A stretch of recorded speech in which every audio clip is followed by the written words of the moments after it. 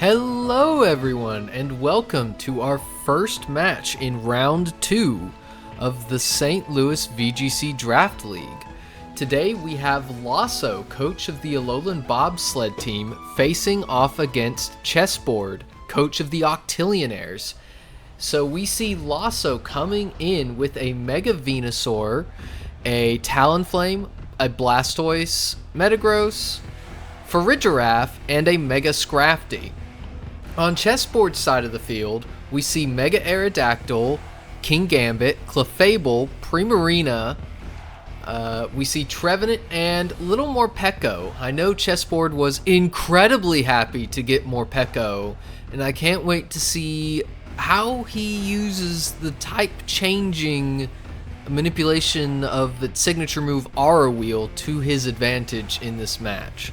So, right off the bat, you see that Chessboard has brought both of his Dark-type Pokemon in an attempt to handle the Farigiraf, who was Lawso's first pick. Lawso, of course, has brought both a Trick Room mode and a Tailwind mode to support his potential water-spouting Blastoise. That is something that everyone who faces Lawso is going to have to worry about, dealing with a fast or a slow eruption or water spout. We don't see the Typhlosion here today, but Blastoise is a threat. So we're hopping in the game. Wanted to talk a little bit more. We'll see. I do want to see if we have the Scrafty coming out here with the Kingambit around. It would be a good time to lead Scrafty, but no, we see the Tailwind mode and the one grass type on Chessboard's side of the field ready to try to manage the water type water spout that could be coming out. Now Morpeko is an incredibly fast fake out user, so we could end up seeing a double protect here, the Talonflame not wanting to lose its Gale Wings, and you don't want, if you're Blastoise, to take an incredibly powerful electric type attack. This is not Hangry Mode, Morpeko, so that R wheel will be Fire type. We see no Fake Out, immediate Overheat. This is the second week in a row Lawso has brought and surprised his opponent with Special Talonflame. Talonflame, of course, more famously known for special attacks, or physical attacks, but its special attack isn't that much lower, and we see one-hit KOs just being traded. So we see an Aura Sphere coming out. Is this going to be another one-hit? No. The fighting type move, Not Stab, does not quite take out this Morpeko, whether that be a conscious bulk investment by Chessboard or a just naturally how this Blastoise, how strong it can be. Not the strongest of all of the starter Pokemon in existence, but still, you have to think that this is a fairly even turn on both ends. Yes, of course, the Morpeko is low and the Blastoise is at full, but the Morpeko is faster, but counteracting that, we see the Metagross coming out with the ability to throw out bullet punches that are extraordinarily threatening to both Pokemon on Chessboard's side of the field. However, with the Talonflame down, if this Aerodactyl can dodge a bullet punch and stay up, it can set up a Tailwind to have the speed advantage for the rest of the game. However, I'm not sure how useful that will be, simply because, well, there's not really much fast on Lawso's team that's left that's not the Talonflame.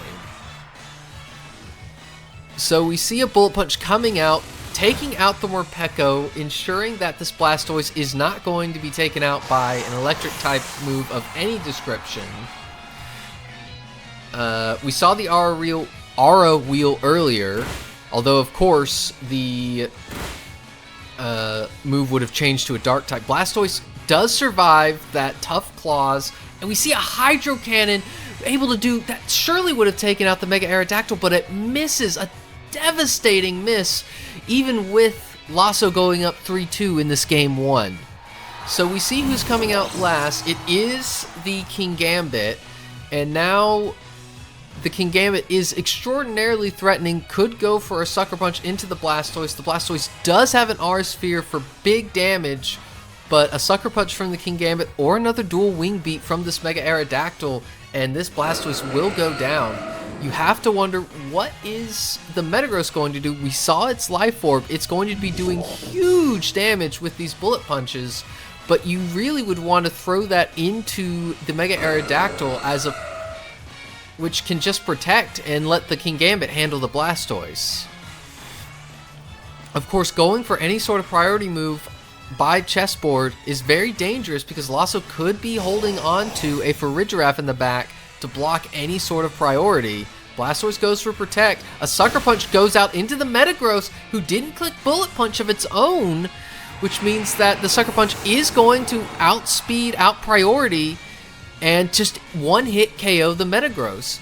We see a dual Wing Beat go into the Blastoise slot. It does protect itself, so what was Lawso hiding in the back?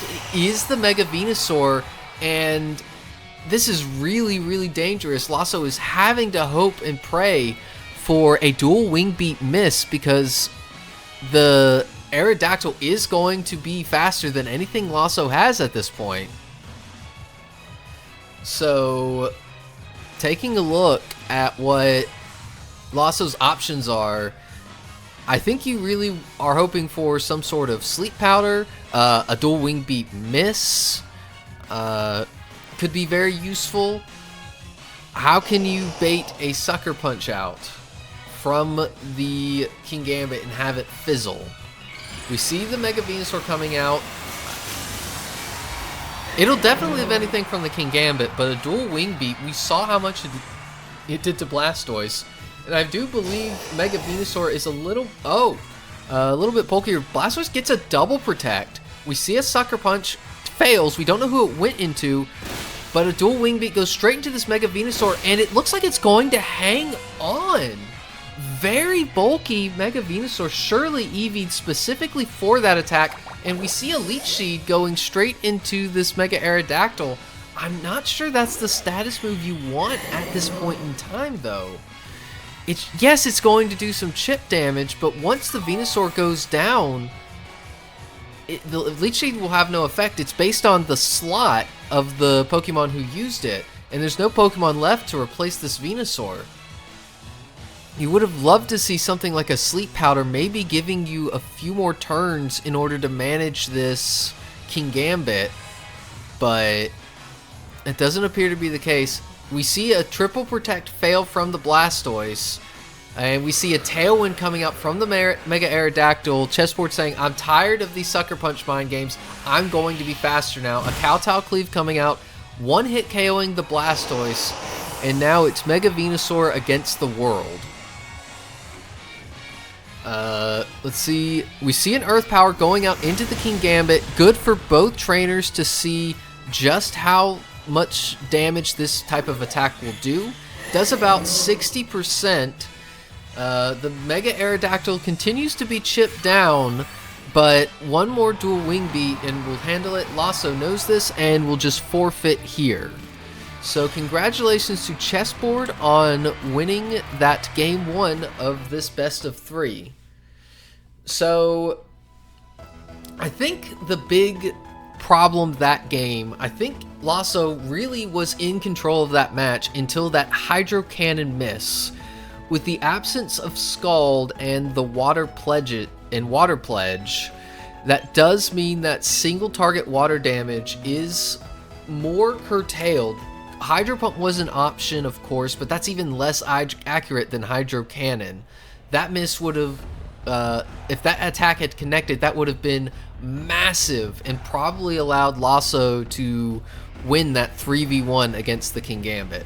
So there's so much more knowledge now. The fact that this Talonflame, it's not a surprise, but the Talonflame does outspeed the Morpeko, is able to one-hit KO with Overheat that Trevenant, probably able to one-hit KO the Kingambit if necessary, certainly after a potential Sucker Punch recoil. The Blastoise does not appear to be a Water Spout variant, which is also very good information for Chessboard, but we didn't see the Morpeko click Fake Out on that turn. turn 1 last game. It might not be carrying it, or it could be carrying it and just expected Lawso to expect the fake out. So going into this next game, both trainers really need to consider what they want. Farigiraf Trick Room is a possibility, of course, but it is very threatened by both of the dark types that Chessboard has. We'll see what adjustments both trainers are going for right now. We see the same lead by Chessboard, and this time we see a Trick Room mode coming out with that Mega Scrafty and the Farigiraf. Now this is very important. Ghost type attacks from the Trevenant aren't going to be doing anything into the Farigiraf, and hardly anything into the Scrafty. But if the Morpeko has any dark type attacks, this Farigiraf should be able to handle them very comfortably. In this game, Lawso was able to say, hey, you didn't lead the Kingambit last time. I don't think you're gonna give me... I don't think I have to worry about giving you a Defiant boost right now. Now, there is a very interesting case where we could see a fake out coming out from this Mega Scrafty into this Morpeko, allowing a free Trick Room setup by the Scrafty. That is, of course, slightly risky because I believe baseline Scrafty... no, Trevenant is slower than baseline Scrafty if I'm reading correctly. So, both the Trevenant and the Scrafty immediately switch out, which makes this very interesting. We see a taunt coming out, revealing that, hey, I don't have to take you out in order to remove the Trick Room potential, but I think that's actually somewhat of a blessing in this case, because now the Metagross outspeeds the Kingambit. Now, of course, we saw how much that Sucker Punch did in the last game. It might not KO if the Metagross hasn't taken any Life Orb recoil, but this time we have a Dark type Pokemon with Aura Wheel available to be a Dark type attack, and with the Dark type Aura Wheel coming out from the Morpeko and the potential... Well, no, there can't be a Sucker Punch. I do apologize, because Farigiraf is on the field. So this Metagross will be able to get off one extraordinarily powerful attack. The Farigiraf switches out, going straight into the Scrafty, saying, I'm going to get my fighting type out here to deal with these dark types. I don't care if you get a Defiant boost. You have to wonder, does this Metagross have a move to handle the Kingambit? No, just choosing to go for Protect. And Kingambit says, hey, I'm going to go for Protect in case you have something like Superpower or Hammer Arm. You have a Trick Room mode. That wouldn't be a bad move on Metagross. We saw the Aura Wheel coming out, trying to hit into this Steel Psychic type Pokemon, and it does not, which means the Hangry mode on the Morpeko is abated. It eats a snack, goes back into its calm and normal mode, and that Aura Wheel goes back to being an Electric type, which is not extraordinarily effective against either of these Pokemon. Now, the Kingambit is at incredibly high amounts of HP. So you would imagine you need to see a Hammer Arm from this Metagross or a Close Combat from the Scrafty. Now, it can switch back out into a Ghost type, but that's risky. Farigiraf comes out protecting from a Sucker Punch, and we see the Kingambit switching out into the Trevenant, trying to protect itself from a potential Close Combat. We'll see.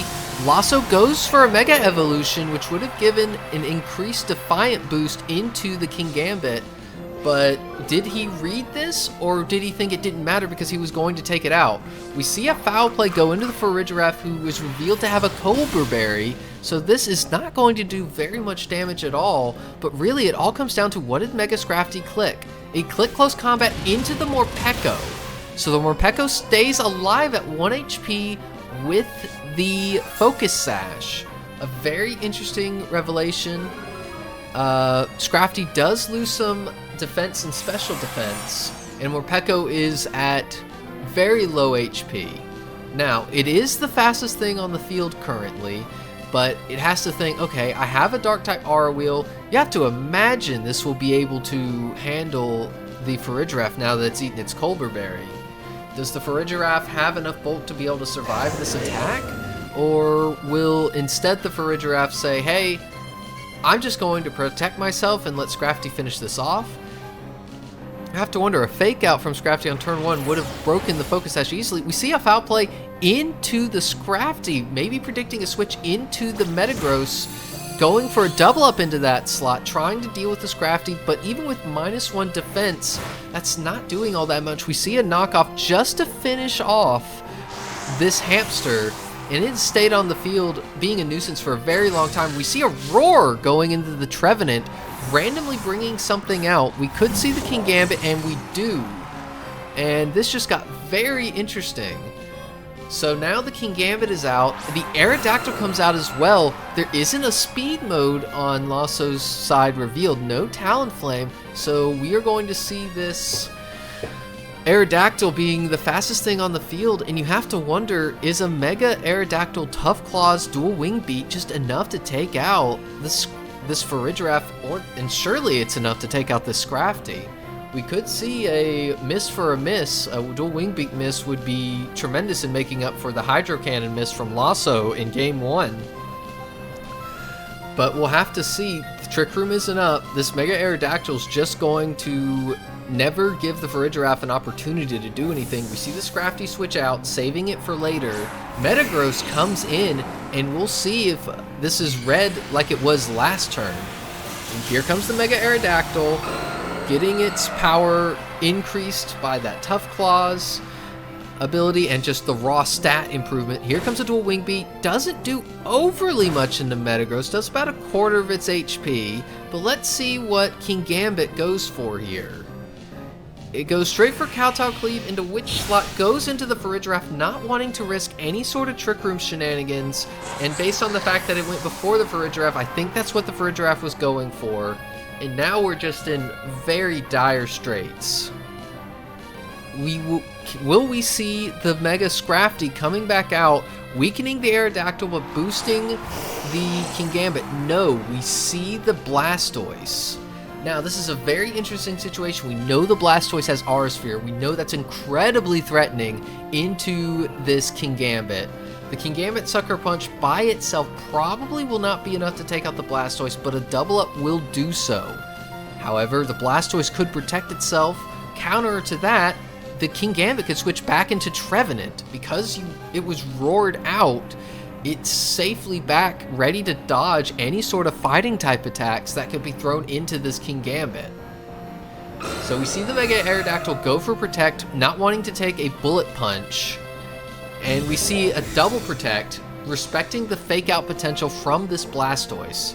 Metagross goes straight for Bullet Punch into the Mega Aerodactyl, not wanting to go down to anything. And we see a Water Spout coming out from this Blastoise. That's all 4 moves revealed.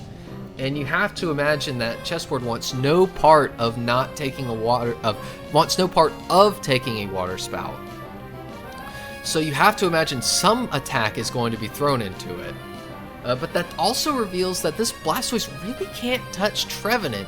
So as long as you can take out the Metagross here, you're looking really, really good in this endgame. Yes, there's a Mega Scrafty, and it is risky into the Trevenant as well, so you want to deal with that as well. But you have the Mega Aerodactyl. As the Mega Aerodactyl and Trevenant stay up, this game is Chessboard's to lose.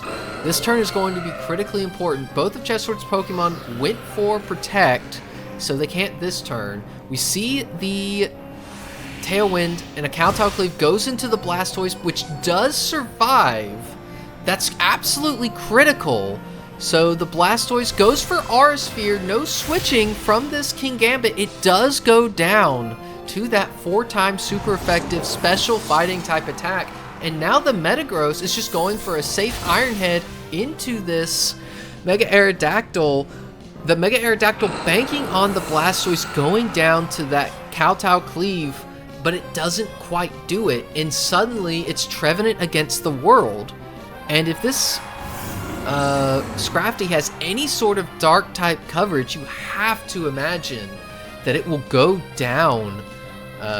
Trevenant, of course, not being the most physically bulky Pokemon. I'm not saying it's frail by any sense of the imagination, but 85 HP, 76 defense does not well, it's certainly not the wall by any sense of the imagination. We see Scrafty immediately switch in, a Bullet Punch coming out from the Metagross, doing about 40%.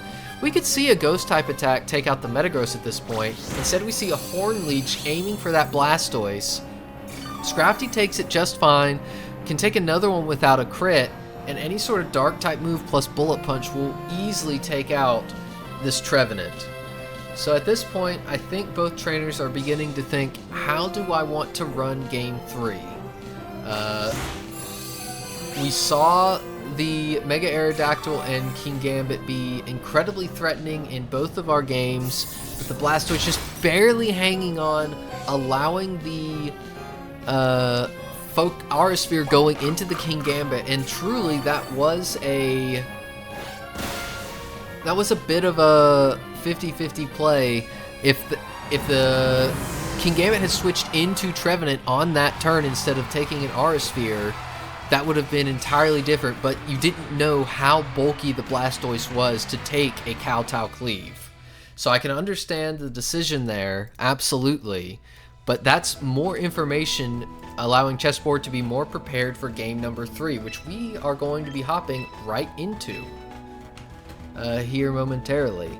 So we've seen 2 different leads for 2 different modes from Lawso, while the same lead both times from Chessboard. So the Farigiraf was useful in being something of a stymie into sucker punches from Kingambit and potential fake outs from Morpeko.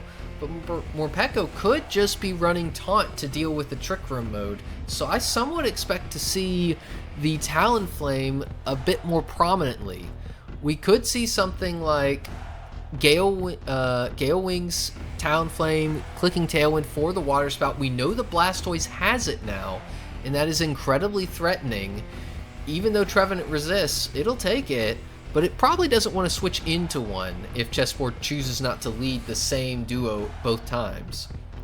Of course, we have seen every Pokemon Lawso has brought. Chessboard has some knowledge on what they can do, but we haven't seen either of the Fairy types that Chessboard has access to, and a Fairy type in that last match would have been very helpful in dealing with the Scrafty. Of course, you're a little bit hesitant bringing Fairies due to the Steel-type offense from the Metagross and the potential Poison-type offense from the Mega Venusaur. But maybe after Game 1, knowing that it's a Leech Seed variant seems to be more physically bulky invested in order to survive that dual Wing Beat, maybe you're thinking it could have dropped Sludge Bomb, or surely hasn't invested enough in its special attack to take out one of your Fairies. And in fact, we do see the Fairy lead along with the Kingambit here with Talonflame and Scrafty, and this is a terrible situation for the Scrafty. It just gave an attack boost to the Kingambit, and it's facing down a Fairy type without any allies to save it. Now, on the positive side, we do see the Talonflame able to go for some sort of Tailwind. A Protect comes out immediately from the Kingambit. We'll see, did we see a fake out? We do, but it's into the Kingambit.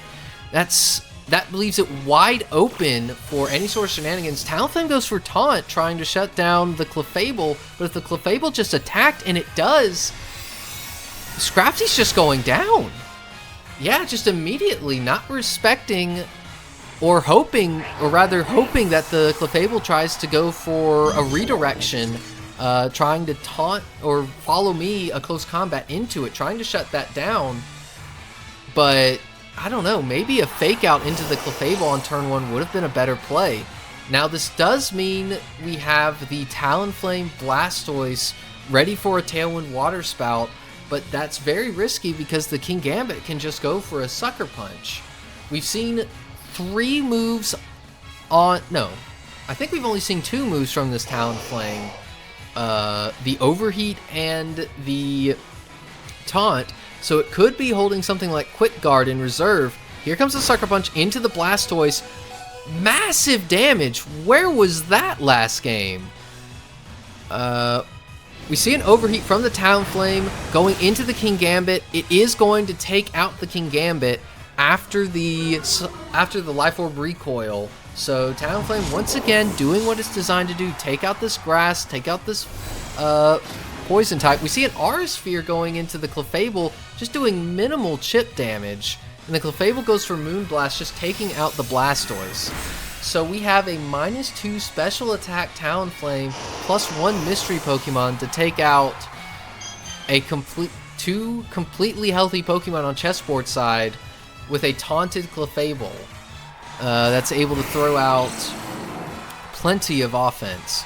Now we see Aerodactyl come out. So the Aerodactyl, you have to imagine, will be able to Rock Slide and take out this Talonflame. But because Talonflame has not yet been touched, it is going to be able to at least match Tailwinds with this Mega Aerodactyl.